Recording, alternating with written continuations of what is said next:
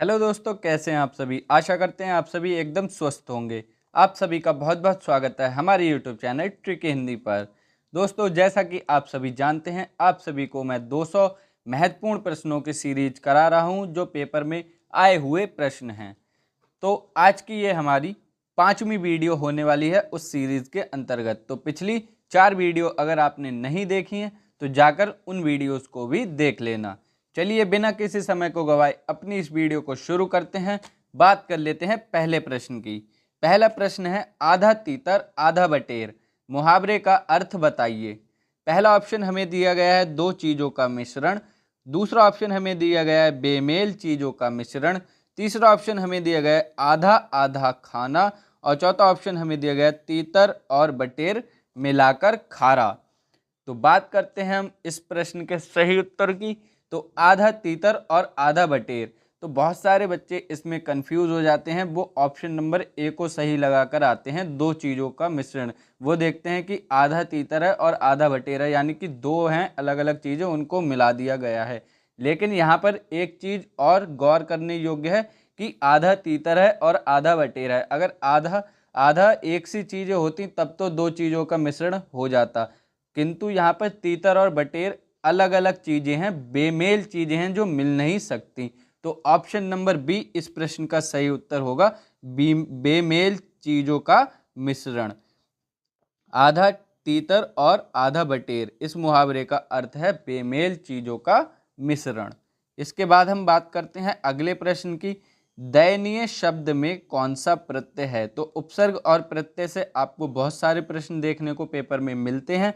तो दयनीय शब्द हमारा पेपर में पूछा गया है, तो हमें बताना है कि कौन सा इसमें प्रत्यय है। पहला ए प्रत्यय है, ईए प्रत्यय है, ईया प्रत्यय है या फिर ईया प्रत्यय है। तो हमें बताना है दयनीय शब्द में कौन सा प्रत्यय है। तो दयनीय शब्द में हमारा ईए प्रत्यय है। ऑप्शन नंबर बी इस प्रश्न का सही उत्तर हो जाएगा, क्योंकि ना पर बड़ी ई की मात्रा लगी हुई है, इसलिए बड़ी ई के साथ में या का मेल होकर ईए प्रत्यय बना है, ना कि ईए प्रत्यय। बात कर लेते हैं अगले प्रश्न की। मैला आंचल के रचनाकार कौन है। तो ये बहुत ज़्यादा इंपॉर्टेंट है, बहुत पेपर में पूछी जाती है ये रचना, और इसके आपको रट कर जाना है रचनाकार। पहला ऑप्शन हमें दिया गया है फणीश्वर नाथ रेणु। दूसरा ऑप्शन है सिया राम शरण गुप्त। तीसरा ऑप्शन है रामधारी सिंह दिनकर। और चौथा ऑप्शन है इनमें से कोई नहीं। तो मैला आंचल आपके हाई स्कूल इंटर के पेपर में भी पूछ ली जाती है, तो कंपटीशन एग्जाम में आना तो इसका पक्का है। तो इसके जो हमारे रचनाकार हैं वो हैं Phanishwar Nath Renu. Option number A इस प्रश्न का सही उत्तर हो जाएगा। आप सभी को इसके रचनाकार रट कर जाने हैं, ये बहुत ज़्यादा पेपर में पूछी जाती है। बात करते हैं अगले प्रश्न की। दिए गए विकल्पों में से उष्ण का विरुद्धार्थी शब्द कौन सा होगा। पहला ऑप्शन हमें दिया गया है सक्रिय। दूसरा ऑप्शन हमें दिया गया है शीत। तीसरा ऑप्शन है उग्र। और चौथा ऑप्शन है दुष्ट। तो उष्ण का विरुद्धार्थी यानी कि विलोम शब्द हमसे पूछा गया है उष्ण का। तो उष्ण का आपसे बहुत बार पेपर में पूछा गया है विरुद्धार्थी शब्द, जो कि हो जाएगा शीत। ऑप्शन नंबर बी इस प्रश्न का सही उत्तर हो जाएगा। अब आपसे अगर पेपर में पूछा जाएगा तो शीत का विरुद्धार्थी शब्द देकर के पूछ लेगा, या उष्ण का ही डायरेक्ट पूछ लेगा। तो शीत का जब भी पूछे तब आपको उष्ण सही लगाना है, और उष्ण का जब भी पूछे तब आपको शीत सही लगाना है। बात करते हैं हम अगले प्रश्न की। तुलसीदास की भक्ति भावना किस प्रकार की थी। बहुत ज़्यादा इंपॉर्टेंट प्रश्न है, आपके पेपर में आया हुआ प्रश्न है। पहला ऑप्शन हमें दिया गया दास्य भाव की। दूसरा ऑप्शन सखा भाव की। तीसरा ऑप्शन प्रेम भाव की। और चौथा ऑप्शन है घृणा भाव की। तो तुलसीदास जी की जो भक्ति भावना है वो है हमारी दास्य भाव की। ऑप्शन नंबर ए इस प्रश्न का सही उत्तर हो जाएगा। तुलसीदास जी की जितनी भी भावना है वो है दास्य भाव की, वो अपने आप को एक दास की भांति व्यक्त करते थे। बात करते हैं अगले प्रश्न की। नवयुवक कौन सा समास है, यानी कि नवयुवक जो शब्द दिया गया है उसमें कौन सा समास होगा। पहला ऑप्शन है कर्मधारय। दूसरा ऑप्शन है बहुव्रीहि। तीसरा ऑप्शन है द्वंद्व समास। और चौथा ऑप्शन है द्विगु समास। तो नवयुवक का जब हम संधि विच्छेद करेंगे या शब्द विग्रह करेंगे तो नव प्लस युवक, यानी कि नया है जो युवक। युवक कैसा है, नया। तो यहाँ पे हमें युवक की विशेषता बताई जा रही है, विशेषण शब्द का प्रयोग हो रहा है और जब भी विशेषण का प्रयोग होता है वहाँ हमारा कर्मधारय समास सही होता है। तो ऑप्शन नंबर ए इस प्रश्न का सही उत्तर हो जाएगा, कर्मधारय समास। इसके बाद बात करते हैं हम अगले प्रश्न की। दिए गए विकल्पों में से फितरत का समानार्थी शब्द कौन सा है? यानी कि जो अर्थ फितरत का है वही अर्थ दिए गए विकल्पों में से एक शब्द का है। पहला ऑप्शन है समय, दूसरा ऑप्शन है आराम, तीसरा ऑप्शन है स्वभाव, चौथा ऑप्शन है खूबसूरत। तो फितरत का समानार्थी शब्द यहाँ पे हमारा हो जाएगा स्वभाव। ऑप्शन नंबर सी इस प्रश्न का सही उत्तर हो जाएगा। जैसे हम साधारण बोलचाल में कह भी देते हैं कि उसके पास पैसा आने के बाद उसकी फितरत बदल गई, यानी कि उसके स्वभाव बदल गए हैं। बात कर लेते हैं अगले प्रश्न की। कहे कवि बेनी बेनी ब्याल की चुराई लीनी, इनमें कौन से अलंकार का प्रयोग हुआ है? बहुत ज़्यादा इम्पोर्टेंट है आपके पेपर की दृष्टि से, अलंकार से संबंधित। तो बेनी बेनी आपको एक ही शब्द दो बार देखने को मिल गया और मैंने आपको बता रखा है जहाँ भी एक शब्द की आवृत्ति एक से अधिक बार हो और उसका जो अर्थ हो वो अलग अलग हो तो आपको ऑप्शंस देखने ही नहीं है अलंकार में, सीधे शब्द को पकड़ना है। अगर एक शब्द हो उसके बहुत सारे अर्थ हो तो श्लेष अलंकार, एक से ज़्यादा बार शब्द हो उसके अर्थ अलग अलग हो तो यमक अलंकार, और एक ही वर्ण की बार बार आवृत्ति हो वहाँ पे हमारा अनुप्रास अलंकार होता है। तो यहाँ हमारा एक शब्द एक से अधिक बार देखने को मिला है, यानी कि इसका अर्थ भी अलग अलग होगा, तो हमारा यमक अलंकार इस प्रश्न का सही उत्तर हो जाएगा। बिना विकल्प को देखे आप इस प्रश्न को कर सकते हैं। बात करते हैं अगले प्रश्न की। प्रतिदिन कौन सा समास है? प्रतिदिन जो शब्द है उसमें कौन सा समास होगा, सीधे सीधे हमसे ये पूछा गया है। पहला ऑप्शन है बहुव्रीहि समास, दूसरा ऑप्शन द्वंद्व समास, तीसरा ऑप्शन अव्ययी समास, चौथा ऑप्शन द्विगु समास। तो प्रतिदिन, दिन से पहले एक उपसर्ग लगा हुआ है और जहां भी मैंने आपको बताया है उपसर्ग लगा हो वहां हमारा अव्ययी भाव समास होता है। तो ऑप्शन नंबर सी इस प्रश्न का सही उत्तर हो जाएगा, अव्ययी भाव समास। प्रतिदिन शब्द में हमारा अव्ययी भाव समास है। बात करते हैं अगले प्रश्न की। कामायनी किस युग की रचना है? बहुत ज़्यादा महत्वपूर्ण प्रश्न है, इससे आपके 2 से 3 प्रश्न बन जाते हैं। पहला ऑप्शन है रहस्यवाद, दूसरा ऑप्शन है प्रयोगवाद, तीसरा ऑप्शन है छायावाद, चौथा ऑप्शन है प्रगतिवाद। तो कामायनी आपसे पूछा जाएगा किस युग की रचना है, एक प्रश्न तो ये हो जाएगा। कामायनी के रचनाकार कौन है, दूसरा प्रश्न। कामायनी है क्या, तीसरा प्रश्न। तो यहाँ पे आपका जो सही उत्तर होगा वो होगा हमारा छायावाद। ऑप्शन नंबर सी इस प्रश्न का सही उत्तर हो जाएगा। कामायनी हमारी जो है वो छायावाद की रचना है। अब ये है क्या, तो कामायनी महाकाव्य है। कामायनी महाकाव्य है और इसके रचनाकार हैं जयशंकर प्रसाद।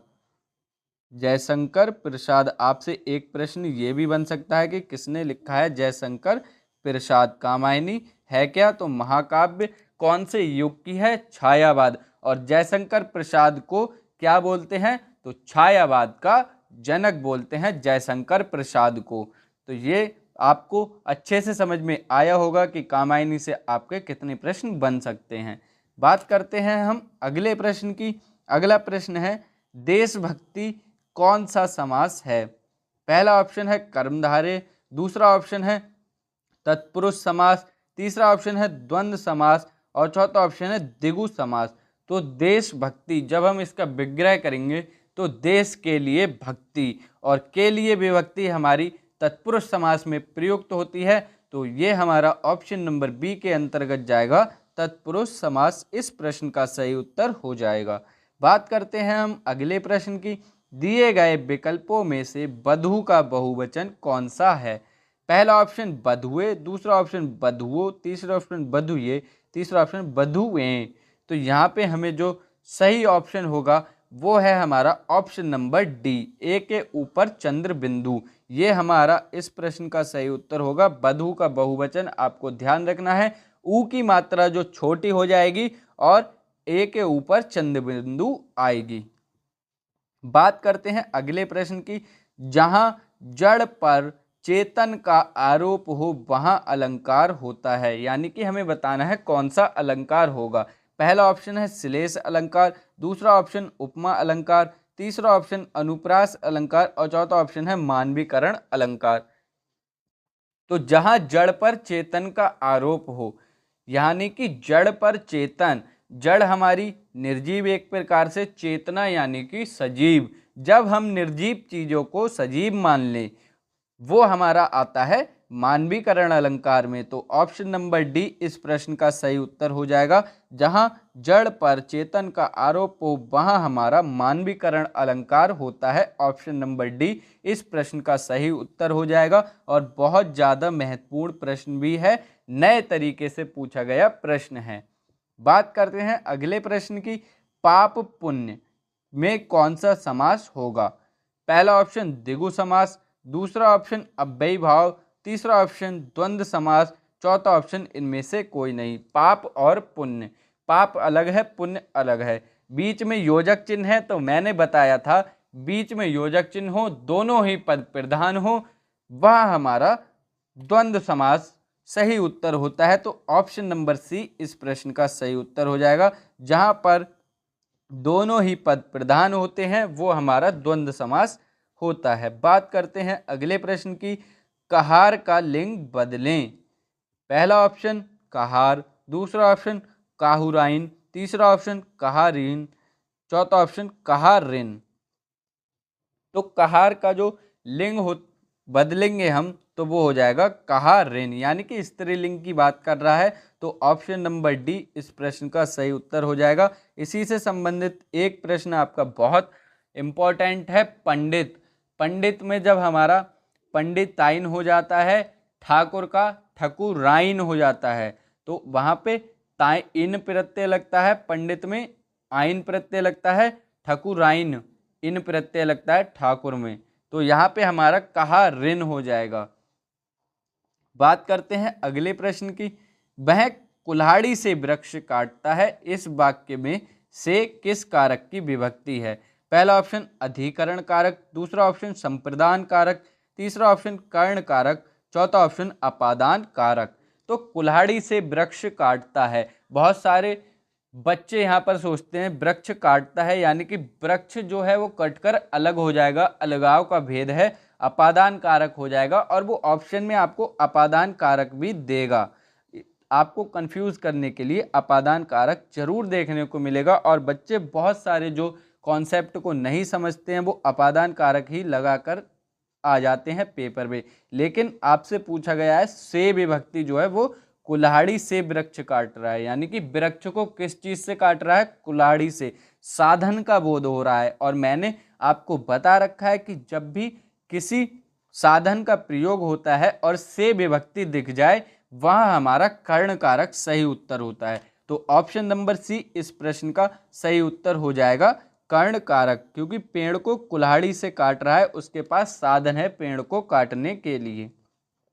बात करते हैं अगले प्रश्न की। मैं आज नहीं पढ़ूंगा कौन सा वाक्य है? पहला ऑप्शन निषेधवाचक वाक्य, दूसरा ऑप्शन विधिवाचक वाक्य, तीसरा ऑप्शन आज्ञावाचक वाक्य, चौथा ऑप्शन है संकेतवाचक वाक्य। मैं आज नहीं पढ़ूंगा, नहीं शब्द देखने को मिल जाए जहां भी, वहां पर निषेधवाचक वाक्य सही उत्तर होता है। तो ऑप्शन नंबर ए इस प्रश्न का सही उत्तर हो जाएगा। मना कर रहे हैं पढ़ने से, मैं आज नहीं पढ़ूंगा। बात करते हैं अगले प्रश्न की। रस भरा कौन सा तत्पुरुष समास है? बहुत ही बढ़िया प्रश्न है।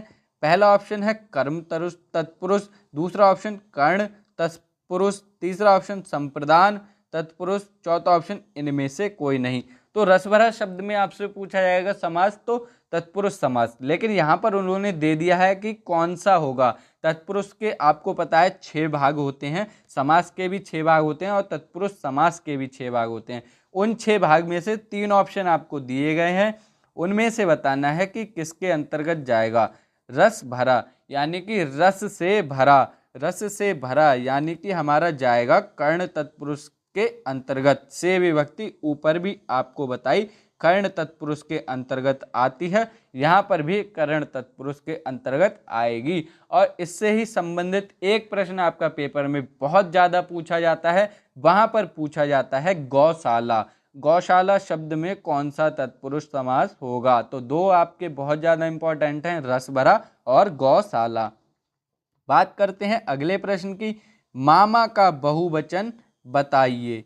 तो मामा का बहुवचन क्या होता है? पहला ऑप्शन मामा वर्ग, दूसरा ऑप्शन मामा, तीसरा ऑप्शन मामागण, चौथा ऑप्शन मामा लोग। तो मामा का बहुवचन याद रखना मामा ही होता है। ऑप्शन नंबर बी इस प्रश्न का सही उत्तर हो जाएगा, ना कि मामा वर्ग, ना मामा गण, ना ही मामा लोग। मामा का बहुवचन मामा ही रहता है। बात करते हैं अपनी वीडियो के अंतिम प्रश्न यानी कि 20वें प्रश्न की, जो कि है नेता का स्त्रीलिंग रूप दिए गए विकल्पों में से कौन सा होगा? इंपॉर्टेंट प्रश्न है, आपके पेपर में कई बार पूछा गया है। पहला ऑप्शन नेतृत्व, दूसरा ऑप्शन नेता, तीसरा ऑप्शन नेत्री और चौथा ऑप्शन है नेतानी। तो नेता का स्त्रीलिंग याद रखना है, नेत्री होता है। ऑप्शन नंबर सी इस प्रश्न का सही उत्तर हो जाएगा, नेत्री। तो आशा करते हैं आप सभी को आज जो 20 प्रश्न कराए गए हैं वो पसंद आए होंगे। वीडियो पसंद आई, वीडियो को लाइक कर देना, चैनल को सब्सक्राइब करके नोटिफिकेशन बेल को ऑल पर प्रेस कर लेना, वीडियो को अपने सभी दोस्तों में शेयर करना बिल्कुल भी मत भूलना। Thank you for watching this video. बहुत ही जल्द मिलेंगे अगली वीडियो में ऐसे ही महत्वपूर्ण प्रश्नों को लेकर। तब तक के लिए पढ़ते रहिए, स्वस्थ रहिए। जय हिंद दोस्तों, वंदे मातरम, धन्यवाद।